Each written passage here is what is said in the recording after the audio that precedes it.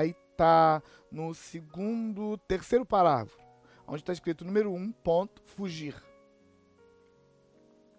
Então, grife aí, fugir evitando a todo custo os confrontos e os problemas. 2, grife, ceder apaziguando a outra pessoa e oferecendo-nos para cobrir ou resolver os problemas dela. 3, grife, explodir expressando uma raiva tal que as pessoas não queiram mais tratar do problema. 4, dominar, controlando e manipulando os outros de acordo com os nossos próprios fins. 5, negociar cedendo o que for necessário para que os outros façam o mesmo. Eu quero que você entenda uma coisa. Nenhuma dessas 5 coisas erradas é errada sempre. Essas 5 coisas só são erradas se você não as escolhe. Elas escolhem você. Essas 5 coisas, essas 5 reações só são erradas se elas controlam você. Se você a faz por vício e não por decisão. Todas elas podem ser úteis se você decidiu fazer porque você quer fazer e não porque você é viciado nisso. Então, algumas pessoas, quando estão em crise ou em conflito, elas fogem. Fogem para droga, fogem para comida, fogem para ira, fogem para depressão, fogem para o sono, fogem para o sexo, fogem para pornografia. Elas fogem porque elas não querem encarar a dor, não querem encarar o conflito. Simplesmente foge. Enquanto fugir é um vício, ele é mau. Enquanto fugir é uma decisão, uma escolha planejada, entendida, é bom. Por exemplo, tem uma pessoa que te magoou muito, que te feriu muito, você está num conflito terrível com ela, mas você não tem energia hoje para encarar a pessoa. Então você foge, você evita estar com ela, mas porque você quer, não porque isso é um vício. Porque você entende que está na hora de fugir, se preparar, se resolver emocionalmente e depois encarar a pessoa. Beleza, fugir é uma boa coisa. Mas quando você foge por vício, por padrão de comportamento, isso não é bom. Ceder. Muitas pessoas, toda vez que ela tem um conflito ou ela tem uma crise, ela simplesmente cede, se entrega. Ela não luta, ela não encara, ela não exige que o que ela quer seja feito. Enquanto isso é um vício, joia. É um problema que tem que ser resolvido. Mas enquanto isso é uma escolha, eu posso decidir. Não, eu vi, estou numa crise, estou num conflito. Eu percebo que a melhor coisa a fazer agora é me entregar. Mas eu faço isso porque eu quero, porque eu entendo que a coisa é certa. Não é um problema. Na verdade, é uma ferramenta. Explodir. Explodir expressando uma raiva tal que as pessoas não queiram mais tratar do problema. Algumas pessoas são viciadas nisso. Toda vez que ela tem um problema com alguém ou consigo mesma, a solução dela é explodir. E ela explode porque ela entende que ao explodir, ela acaba com o problema. Ela desencoraja o outro a querer resolver. E aí passa e fica por isso mesmo e aí vai embora. Mas esse problema não foi resolvido. Essa crise não foi resolvida. Então, a explosão pode ser uma coisa boa? Pode. Há situações em que a melhor coisa é explodir, porque explodir vai resolver o problema, pelo menos naquele momento, e depois você vai consertar de outro jeito. Se for uma escolha sua, não é um problema. É um problema quando é um vício. Quando você não escolhe fazer, você simplesmente faz. Dominar, controlar as pessoas.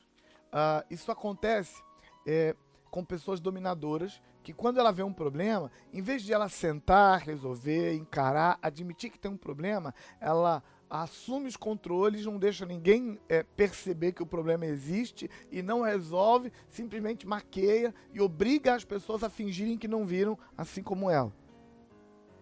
Negociar e ceder para que todo mundo negocie e ceda como você. É o quinto. De novo, se isso é uma ferramenta natural que você usou por escolha, beleza. O problema é que muita gente é viciada.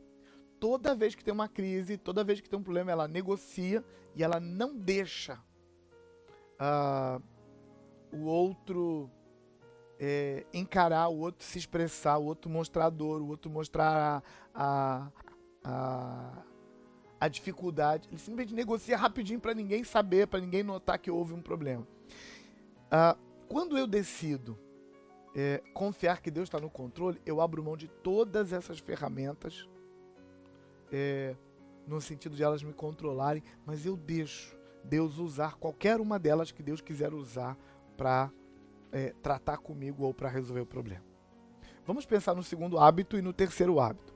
Qual é o segundo hábito que nós vamos desenvolver? Depois do hábito de responder às crises e aos conflitos com a confiança de que Deus está no controle, o próximo hábito é o hábito da autoavaliação. A autoavaliação é uma coisa que nós fugimos dela a vida inteira, porque nós não gostávamos de saber o que tinha dentro de nós.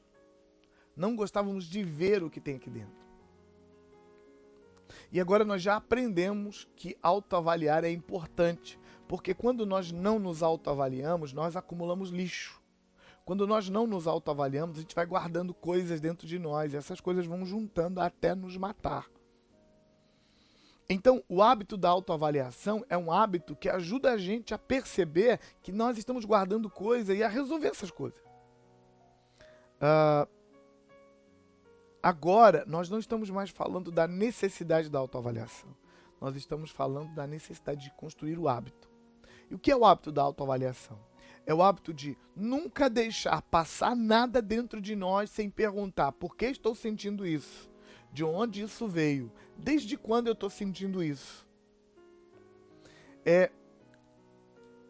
A autoavaliação olhada dessa forma, ela vai fazer com que eu não permita que coisas se acumulem em mim. E aí, nos exercícios, você vai perceber um impulso, uma recomendação, um empurrão nosso para que você desenvolva 3 níveis de autoavaliação.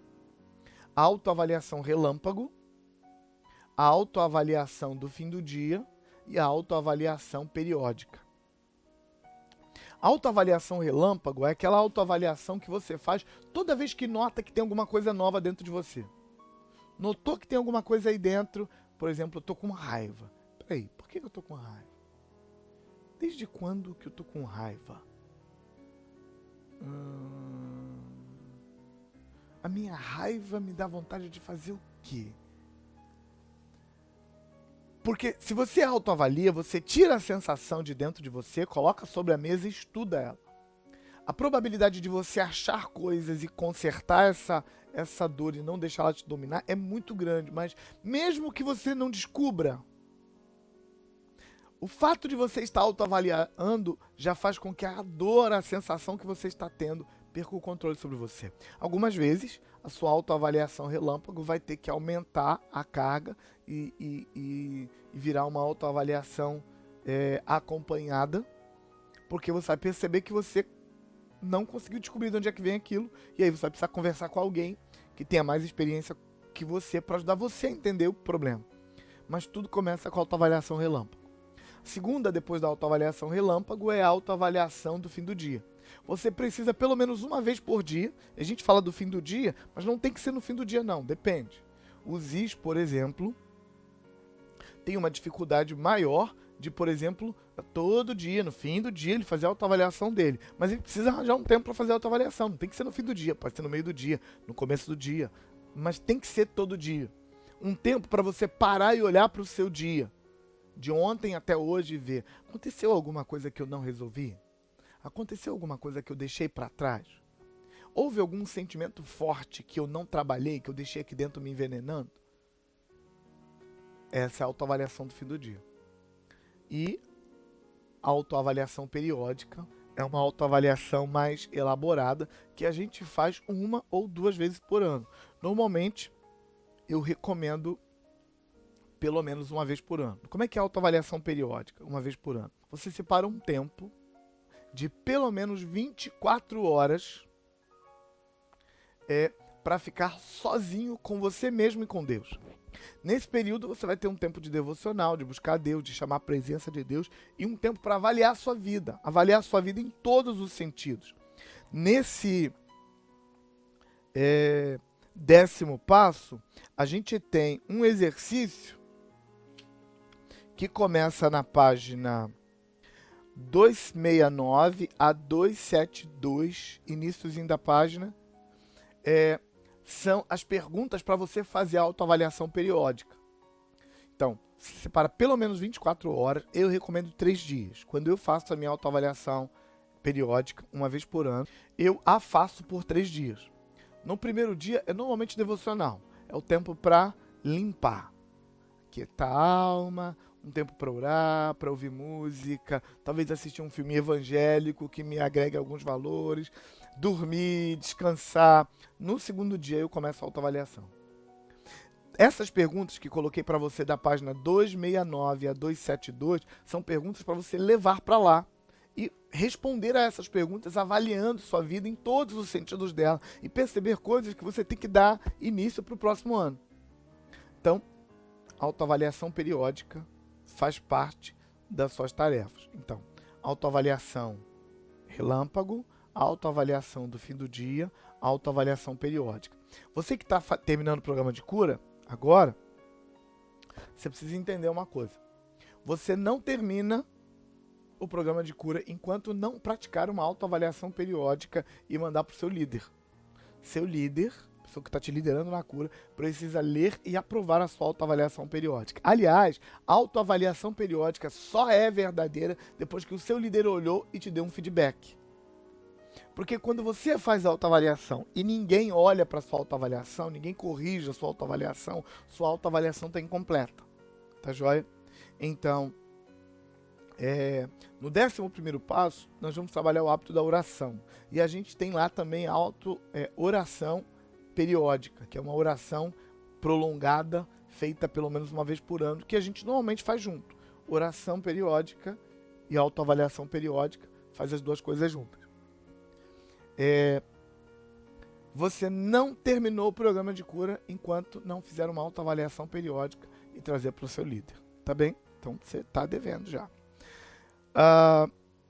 Hábito da autoavaliação, então, praticando autoavaliação relâmpago, autoavaliação do fim do dia ou diária e autoavaliação periódica, que é uma autoavaliação mais comprida e avaliando a sua vida inteira.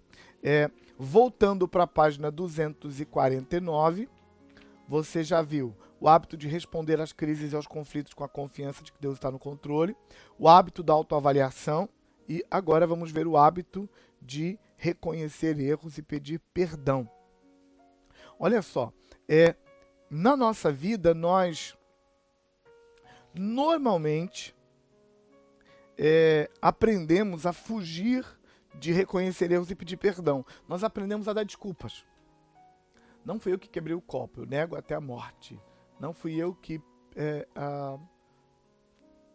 tropecei na mesa e amassei a bachela. A gente foi treinado no lar para não reconhecer que a gente errou, para negar até a morte. Então a gente chega na idade adulta com uma dificuldade terrível de reconhecer erros e pedir perdão. Eu não quero falar para você da necessidade de fazer isso, do quanto é importante. Você já sabe, você já aprendeu. Você já descobriu que quando você não reconhece erro e pede perdão, seus relacionamentos ficam travados, truncados, sua vida espiritual fica travada, truncada, sua vida emocional fica travada e truncada. Então, não é uma coisa boa. Não é da parte de Deus você não reconhecer erros e pedir perdão. Isso está resolvido. O que não está resolvido é que você precisa construir o hábito. Você precisa se planejar para vigiar e toda vez que você errar, seja um erro pequenininho, seja um erro grandaço, você vai admitir e pedir perdão em vez de ficar inventando desculpa. Em vez de fugir das pessoas, em vez de fingir que não aconteceu, em vez de fazer reparação indireta, como a gente aprendeu no 9º passo, no 8º e no 9º passo, vai fazer reparação direta. Fui eu que errei ali, e eu errei com você. Por favor, me perdoe. Eu me sinto mal por ter feito isso com você. O que eu posso fazer para te compensar nessa sensação horrível que eu causei em você? E na medida em que a gente vai aprendendo a admitir erros e pedir perdão nas coisas pequenas, as grandes vão se tornando normais. E aí o resultado é seu relacionamento consigo mesmo, seu relacionamento com o outro, seu relacionamento com Deus cresce. E você começa a perceber que errar é normal, todo mundo erra, inclusive você. Que a questão toda não é se a gente erra ou não erra. O que faz da gente homens nobres, pessoas de valor, não é que a gente errou ou não errou. O que faz da gente pessoas de valores é o que a gente faz depois que erra. E o que a gente faz depois que erra? Admite, se arrepende, pede perdão e faz restituição.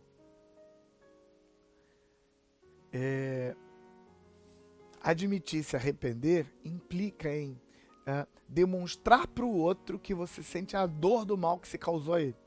Quando você pede perdão para o outro, menosprezando a dor dele, me perdoa aí, poxa vida, não foi tão grave assim o que eu fiz. Isso não é um pedido de perdão. Você não se arrependeu, você não admitiu. Pedido de perdão tem que entender que você causou dor para o outro, que você fez mal para outra pessoa. Se você pede perdão menosprezando a dor do outro, você não se arrependeu. Depois de admitir e se arrepender, o próximo passo é pedir perdão. E pedir perdão, perdão mesmo, não pedir desculpa, não inventar desculpa, não tentar consertar de um jeito qualquer. É preciso pedir perdão, acessando o fato de fui eu que errei, você está certo, eu estou errado. Eu preciso do seu perdão. E terceiro, fazer restituição. Fazer restituição acontece quando você percebe ou a pessoa te diz que tem um jeito de você compensar. Nem sempre tem restituição e nem sempre a restituição é possível. Porque às vezes, por exemplo, você fez alguma coisa com alguém que não tem paga, não tem jeito. Mas claro, sempre é possível fazer um gesto de restituição. Sempre é possível fazer alguma coisa que não pague o seu erro, mas que dá para a pessoa a sensação do seu desejo de querer pagar. Eu queria pagar. Eu não posso, mas eu queria. Então,